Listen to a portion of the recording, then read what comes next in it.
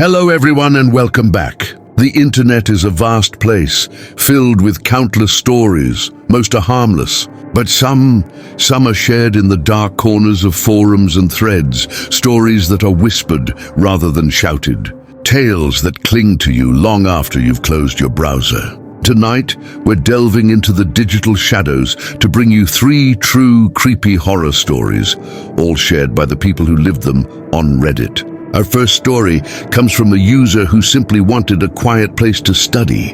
What they found was a silence that was unnatural. It was my final year of university, and my apartment was just too loud to focus. A friend mentioned the old public library downtown had recently opened a 24-hour study room in the basement.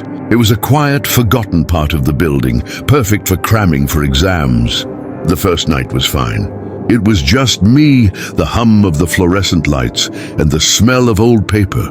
The only weird thing was the security guard, an older man named Walter. As he let me in that first night, he gave me a strange look. He said, "You know, the motion sensor lights in the main stacks upstairs, they turn on by themselves sometimes. Don't pay it any mind. It's just the building settling." I shrugged it off. Old buildings are creepy, no big deal. The second night I was deep in a textbook when I heard it. A soft shuffling sound from the dark main floor of the basement, just beyond the glass walls of the study room. I looked up, my heart thudding. The motion sensor lights in the aisles were off. It was a pitch-black void. Then one row of lights flicked on with a dull click. I held my breath, waiting to see a person walk down the aisle. No one did. A minute later, the lights clicked off. I tried to convince myself it was the sensor malfunctioning, but then the next row of lights clicked on, and then the next. It was a wave of illumination, moving slowly, methodically through the stacks, moving directly toward the study room. My blood ran cold. This wasn't a malfunction. This was something walking through the darkness, triggering the sensors one by one. The lights in the aisle right outside the study room door clicked on. I could see the entire aisle through the glass. It was empty, completely empty. But the light stayed on, as if holding something in its glow that I couldn't see. I didn't wait. I slammed my books into my bag, my hands trembling so badly I could barely zip it up. I ran out of the study room, not looking back, and sprinted up the stairs to the main floor. I burst outside into the cool night air, gasping. I never went back. A week later, I saw a small article in the local paper. The library was closing its 24-hour basement access. When I read the reason, my stomach dropped. The article stated that during a routine inspection, workers had found old, faded footprints on the dusty floor of the basement stacks. They were the footprints of a child, crisscrossing the aisles. The library had been built on the site of an orphanage that burned down a century ago. The security guard, Walter, had told the reporter that he'd always known the place was haunted. He said the ghosts of the children just wanted someone to play with in the dark. Our second story was posted by a man who took a night shift job at a rundown motel off a lonely stretch of highway. He thought the solitude would be peaceful. He was wrong. The Starlight Motel was a place where people stopped to sleep, not to stay. My job was simple. Man the front desk from 11 p.m. to 7 a.m. and do a security walk around the property every 2 hours. The rule was, if a guest put their "Do Not Disturb" sign on the door, I was to skip their room entirely. One night around 2 a.m., I was on my rounds. The parking lot was dead silent. As I passed room 114, I saw the "Do Not Disturb" sign hanging from the doorknob. But I also heard something, a low, rhythmic thumping sound, like someone gently, patiently knocking on a wall from inside. I thought maybe it was a pipe, or the guest was just a restless sleeper. I noted it and moved on. The next night, the same thing. Room 114, "Do Not Disturb" sign. The soft, persistent thump, thump, thump. It was a little louder this time. I leaned closer to the door, and I heard something else underneath the thumping. A faint, wet, dragging sound. My skin crawled. I called my manager the next day. He was silent for a long moment. He said, "Oh, that room. Look, just ignore it. The couple in 114 are long-term guests. They're eccentric. They pay extra to be left completely alone." But the following night, the thumping was even louder. It wasn't gentle anymore. It was a hard, violent bang. Then silence, then another bang. The do not disturb sign swung violently with each impact. I couldn't ignore it. This sounded like someone was in trouble. I pulled out my master key, my hand shaking. I shouted, "Hello, motel security. Is everything okay in there?" The banging stopped instantly. The silence was somehow worse. Then from right on the other side of the door, a woman's voice whispered.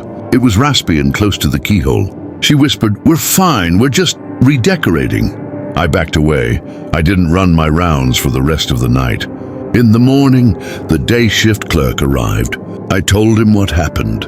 He just sighed and pulled out the ledger. "Look," he said, pointing to the entry for room 114. "They've been here for years. They always pay in cash, left in an envelope at the desk. But no one has ever seen them come or go." He showed me the ledger. The names signed for room 114 every week for the past 3 years were always the same. Mr. and Mrs. Graves. I quit that night. A year later, I drove past the motel. It was being renovated. Curiosity got the better of me, and I talked to a construction foreman. I asked if they'd found anything strange in room 114. The foreman's face went pale. He said, "We found the source of that smell the old staff always complained about. The walls were hollow.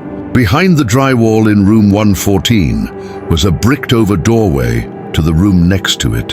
And sealed inside that space between the rooms were 2 skeletons locked in an eternal embrace." Our final story comes from a woman driving home late at night on a long, empty country road. It's a story that plays on one of our deepest, most primal fears. I was driving back from a friend's wedding, still in my dress, just trying to stay awake. It was past 2 a.m., and this road had no streetlights. Just my headlights cutting a path through the endless dark. I started feeling uneasy. That prickling feeling on the back of your neck, like you're being watched. I glanced in my rearview mirror. Nothing but empty road behind me. I adjusted the mirror a little, and that's when I saw it. A shape, a dark, hunched shape, sitting in the middle of the back seat. I screamed and slammed on the brakes, my car skidding to a halt on the gravel shoulder. I whipped my head around, my heart trying to punch its way out of my chest. The back seat was empty. I was shaking. It was just a trick of the shadows, I told myself. My eyes were tired. I took a few deep breaths and kept driving, my eyes constantly flicking to the rearview mirror. For 10 minutes, everything was normal. Then the feeling returned. That intense, suffocating feeling of not being alone. I looked in the mirror again, slowly this time. And there it was. The dark shape was back. It was clearer now. It was the silhouette of a person, but with a head that seemed too large and misshapen. It was perfectly still. Tears started welling in my eyes. I was too terrified to turn around. I just kept driving, staring at the thing in my mirror. And then, in the reflection, I saw it move. It leaned forward slowly until its face was hovering just beside my headrest. I could feel a cold spot emanating from it. I could hear a soft, dry, rasping sound, like sandpaper on wood. It was breathing. It whispered a single word into my ear, its voice like static and broken glass. Soon, I'd lost it. I slammed the gas pedal to the floor, swerving wildly down the road. I didn't care anymore. I just had to get to the lights of the town up ahead. After a minute of blind panic, I chanced another look in the mirror. It was gone.